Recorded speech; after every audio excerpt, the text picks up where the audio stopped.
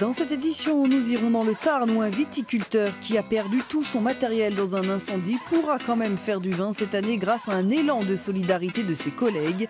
Les habitants de Saint-Laurent-de-Mur dans le Rhône sont appelés aux urnes. Les citoyens sont consultés sur Internet pour baptiser certaines rues de leur commune. Et en cette période de rentrée scolaire, on s'intéresse pour débuter à l'apprentissage de la langue des signes. Un enseignement qui se démocratise peu à peu. Certains lycées la proposent même comme option au bac. C'est le cas d'un établissement de Montluçon dans l'Allier. Je m'appelle Jonas, je suis né en 2001, j'ai 15 ans. Les présentations sont faites, le cours peut maintenant commencer en silence, bien entendu. On apprend l'alphabet, on apprend les animaux, les saisons, enfin en fait ce qui nous sert dans la vie courante, dans les choses de base. Et là après on va plus approfondir. Au bac, ces élèves de première ont choisi de passer un examen de 20 minutes en langue des signes. J'ai décidé de prendre cette option parce que plus tard j'aimerais faire professeur ou interprète langue des signes. Et en fait, des cours extérieurs, ça coûterait trop cher. Et donc une option dans un lycée, c'est quand même un beau truc, un beau cadeau. Cette année, ils sont une cinquantaine au lycée Madame de Staël à Montluçon à suivre les cours de Jackie Gramont. J'aimerais que ça se développe, que tout le monde la pratique au maximum. Si on a un projet autour des signes ou pas, c'est vraiment pour l'ouverture d'esprit, la communication, aller à la rencontre des autres. Il y a une demande, pas uniquement par curiosité, mais par ouverture d'esprit envers donc la langue des signes française, qui est en fait la deuxième langue reconnue par la loi au niveau de la France après la langue française. Chaque année en France, plus de 1500 élèves choisissent l'option langue des signes au baccalauréat. À Saint-Laurent-de-Mur, dans le Rhône, les habitants vont choisir les noms des rues d'un quartier en construction. Un grand vote populaire est en cours sur Internet. 3 rues doivent être baptisées. Oui, ça y est, moi je l'ai fait samedi, j'ai voté sur Internet. Ça y est. On peut vous demander pour qui vous avez voté ? Alors, de tête, je me rappelle qu'il y a l'allée du marché. Moi j'ai pris l'allée du marché, le nom. Et l'autre, il y avait Centrebourg. Donner un nom aux rues de sa ville, c'est habituellement du ressort du conseil municipal, un pouvoir que la mairie de Saint-Laurent-de-Mur a décidé de partager avec ses administrés. Depuis quelques jours, ils sont mis à contribution. 4 rues vont être créées dans le futur centre du village. L'une portera le nom de l'ancien maire, les 3 autres doivent être baptisées. Lucie Aubrac ou Simone Veil, verdict en un clic. Une centaine de votes ont déjà été enregistrés sur le site de la mairie. Tout le monde peut voter, pas seulement les Laurentinois. Car ce projet urbain qui s'étend sur plus de 4 hectares devrait dynamiser tout le secteur.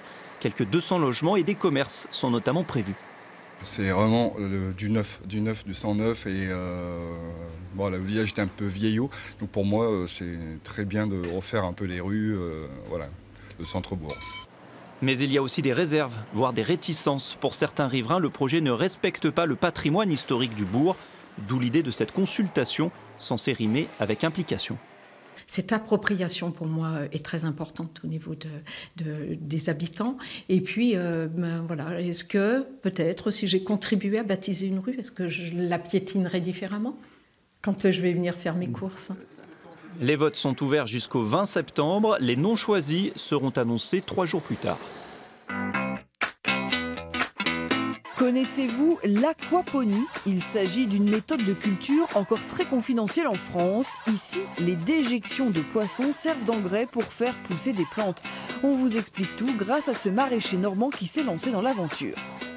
Quel est le lien entre ces poissons, des truites pour être précis, et ces cultures ? À première vue, pas grand-chose. Mais les premiers servent à faire pousser les seconds. Cela s'appelle l'aquaponie. Les truites vivent dans ces cuves-là, je leur donne à manger. Et l'eau, avec la déjection des poissons, passe par un système de filtration, donc 2 filtres, on va dire mécaniques, où on enlève tout ce qui est particules en suspension dans l'eau. C'est pour les 2 premiers filtres. Et le dernier filtre, le biofiltre, on appelle ça. Donc là, ça fait intervenir un processus biologique qui va transformer les déjections des poissons, donc c'est de l'azote ammoniacal, en azote assimilable par les plantes. Et le tout en circuit fermé, avec une seule pompe pour récupérer l'eau qui sera réintroduite, donc pas de gaspillage. Les racines poussent directement dans l'eau, un petit radeau en polyéthylène. Guillaume s'est lancé dans cette nouvelle méthode de production au mois d'avril. Aujourd'hui, l'aquaponie est peu répandue en France. De ce fait, Très peu de documentation existe, alors il faut tester les différentes cultures. J'ai planté une quinzaine de variétés de tomates que je vais en sélectionner 3 pour l'année prochaine en fonction de leur capacité à résister, à avoir tout le temps les pieds dans l'eau, le goût, la couleur, un petit peu tout ça. Il y a un marché qui est en train de se développer pas mal sur tout ce qui est aromatique. Donc là j'ai une gamme de 4 ou 5 basiliques différents. Avant de développer son activité, Guillaume collecte toutes les données pour ensuite sélectionner les bons produits.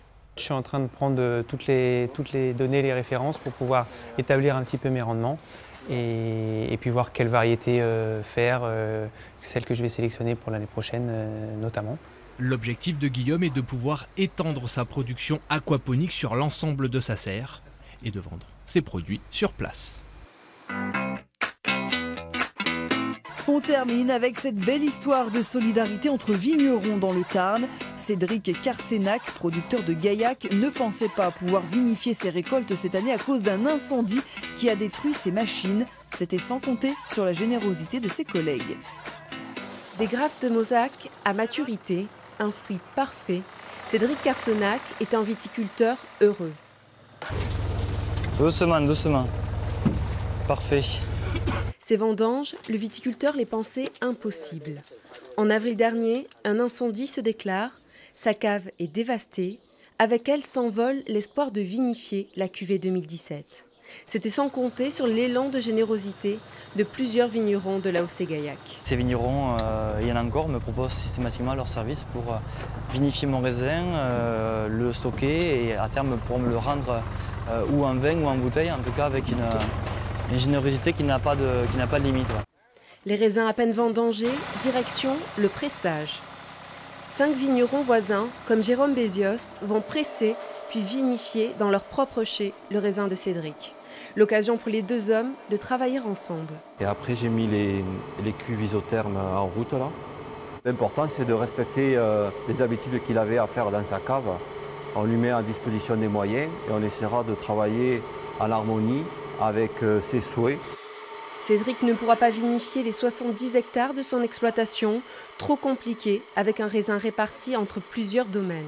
Mais le viticulteur se veut philosophe. J'essaie de le vivre aussi à travers mes collègues qui me font vivre les fermentations, donc non, ça se passe plutôt bien. Et c'est un beau cadeau aussi qu'on arrive à avoir, donc on sortira différents de ces vendanges, mais gagnant-gagnant, donc je pense qu'on aura tous appris. La cuvée 2017 aura le goût de la solidarité et du partage.